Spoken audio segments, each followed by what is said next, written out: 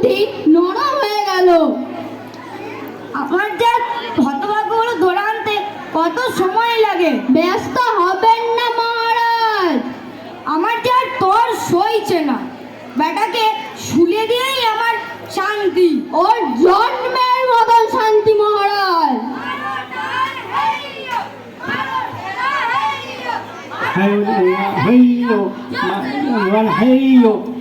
বাপ রে বাপ, এই যে দেখি তোর মাথা কোন দিকে, পা কোন দিকে।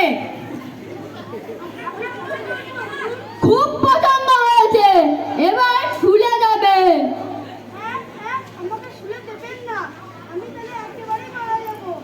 এই যে দেখি আবার কথাও বলে। তুই এত মোটা হলি কি করে? থাম থাম, বেড়াতে দেখে এত বগরাক্ষস।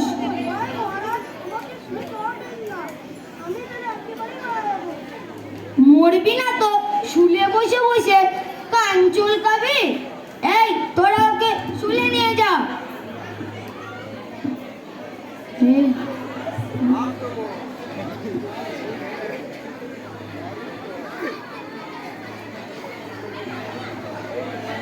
আরে আরে থাম থাম, করিস কি?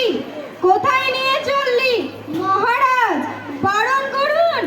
বলেন কি সন্ন্যাসী ঠাকুর, ওকে শুলে দেব না কেন?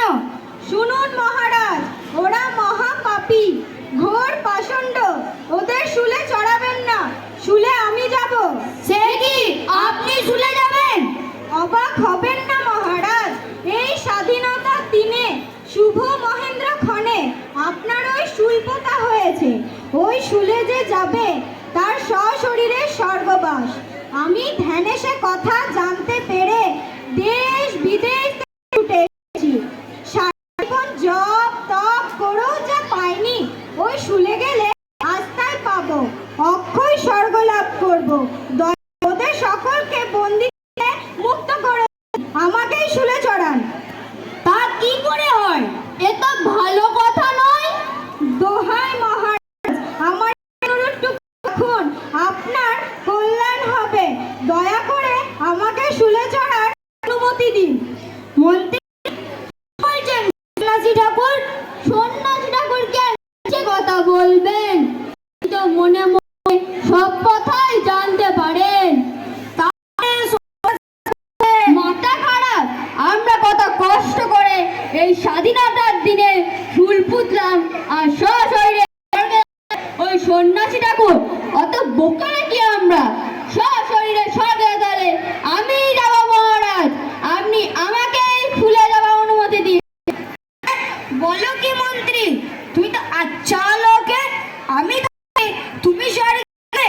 সেটি হচ্ছে না, স্বর্গে যেতে হয় আমি চড়বো শুলে। আমার বুদ্ধিতে চুল পোতা হয়েছে, আমার হুকুমে চুল পোতা হয়েছে, আমি আগে যাব। আপনি স্বর্গে গেলে রাজ শাসন করবে কে? তুমি স্বর্গে গেলে বুদ্ধি জোগাবে কে?